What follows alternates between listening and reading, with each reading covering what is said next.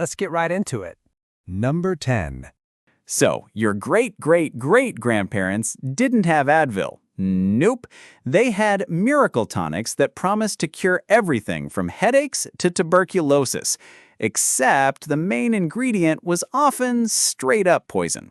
We're talking mercury, arsenic, opium, and sometimes a sprinkle of cocaine for flavor.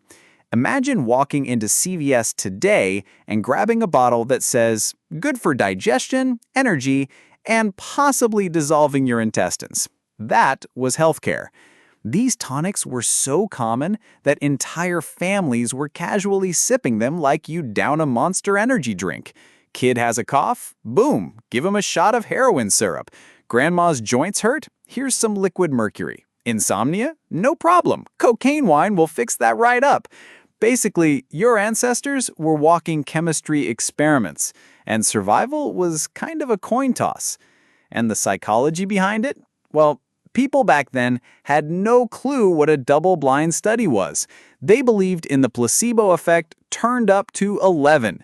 If the bottle had a fancy label with words like invigorating or restorative, people assumed it worked. And if it made you feel jittery and wide awake, even better. Sure, your organs might fail later, but hey, you felt restored for 5 minutes. So next time you complain about side effects listed in modern medicine commercials, just remember, your ancestors were out here chasing cough syrup with a shot of opium and calling it wellness. Number 9. Yes, I'm about to ruin Febreze for you. Ancient Romans, for example, didn't just pee in toilets, they collected it. Public urinals weren't just for convenience. That liquid gold was basically a household supply. Why? Because urine contains ammonia, which happens to be great for bleaching clothes, disinfecting stuff, and even whitening teeth. Yeah, you heard that right. Mouthwash, but make it pee-flavored. Picture this. You come home after a long day, toss your toga into the laundry vat, and some poor soul has to stomp on it barefoot in a pool of stale urine to wash it. It's like the worst winemaking process in history. And if your teeth were looking a little yellow, just swish with some pee rinse. Nothing says kissable breath like Ode public restroom. Why did they do this? Psychology of necessity, mostly. Back then, there wasn't a cleaning aisle at Target. You used whatever worked, and ammonia worked shockingly well. It was free, renewable, and bonus points. People actually paid taxes on urine collection because it was VAT valuable. Imagine your government sending you a bill like, you peed 27 times this month, that'll be $14.99, please. And before you judge too hard, think about this. You're probably brushing your teeth with activated charcoal toothpaste or rubbing snail slime on your face right now because TikTok told you it's good. So maybe we haven't evolved that far. Number 8. Yep, cannibalism, but make it chic. Back in the Renaissance, Europeans were obsessed with grinding up ancient Egyptian mummies and snorting or eating them like some kind of magical protein powder. They called it mumia and believed it cured everything. Headaches, internal bleeding, even the plague. Because obviously the dehydrated corpse of a 3,000-year-old pharaoh is basically medicine.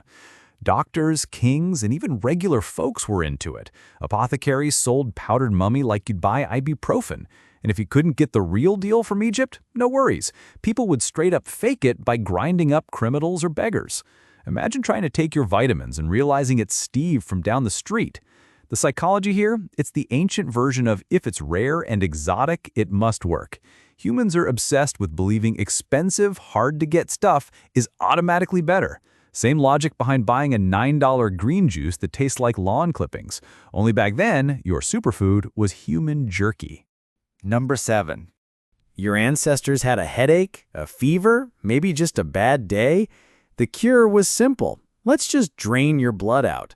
Doctors believed most diseases came from having too much blood, so they'd slice open a vein or use leeches until you were pale, dizzy, and definitely worse off than before. George Washington himself? Rumor has it his doctors drained about 5 pints of blood from him when he got sick, which, spoiler alert, didn't exactly help. It's like your body was the world's worst juice box, and medicine's big idea was, what if we just squeezed it empty? And the wildest part is that people kept doing it for centuries because of one psychological trick: confirmation bias. If someone got better after bloodletting, people praised the method. If someone died, well, they were too far gone anyway. Basically, medicine gaslit itself for hundreds of years. Number 6.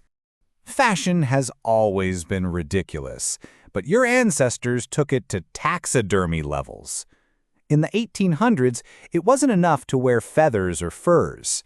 Nope, women's hats sometimes featured entire stuffed birds, beaks, wings, and all, perched on top of their heads like a tiny, feathery corpse crown. Bonus points if the bird was rare, exotic, or endangered. Imagine walking into Starbucks today, ordering your latte, and the person in front of you is rocking a full parrot corpse on their head. That was normal. And it wasn't just birds. People wore fox heads, mink tails, even tiny alligators as statement pieces. Statement being, I murdered nature and stapled it to my forehead. Psychologically, it was about status. If you could afford to kill rare animals and turn them into fashion props, you were obviously rich and powerful. It's the same flex as dropping $10,000 on sneakers today, except your shoes aren't decomposing on your scalp. Hopefully. Number 5. Your ancestors were really committed to the idea that if it feels luxurious, it must be healthy. Cleopatra supposedly bathed in donkey milk to stay youthful. Medieval nobles loved beer baths, and some rulers went full Dracula by soaking in animal or even human blood. Imagine your self-care routine today.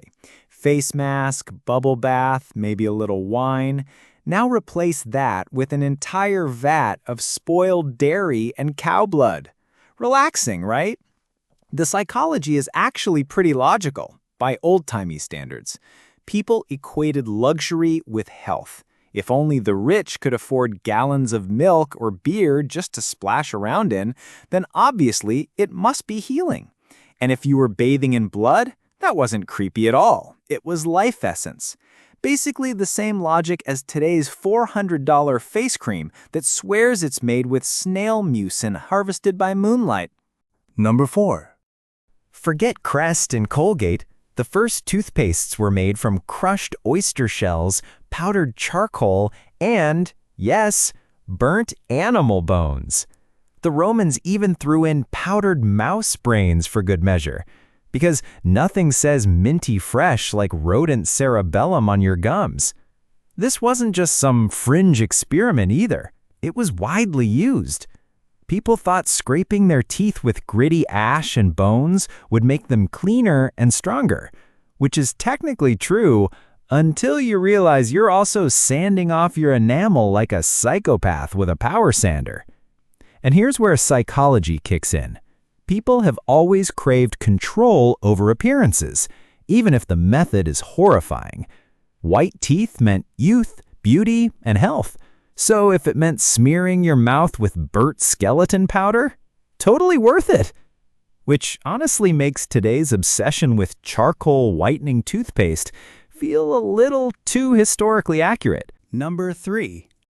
In medieval Europe, people traveled miles and paid fortunes just to see or touch bits of dead saints. We're talking fingernails, bones, blood-soaked cloth, and in some cases, entire preserved heads. It wasn't morbid, it was inspirational. Like, don't worry, this shriveled toe bone will totally protect you from the plague. The weirder part? Churches competed for the best relics, like kids swapping Pokemon cards. And psychologically, it made sense. Humans crave tangible connections to the divine. If holding a femur fragment gave you hope in a world where most people died by age 30, you clung to it, literally. Think about it. People today wait in line for hours to buy a signed Funko Pop or a sneaker worn once by Michael Jordan. So maybe we're not so different. We just replaced Saint Knuckles with Air Jordans. Number 2. Yup.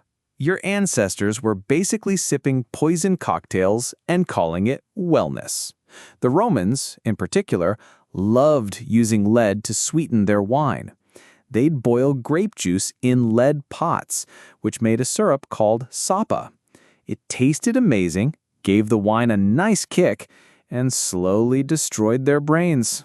Small price to pay for flavor, right? Here's the kicker.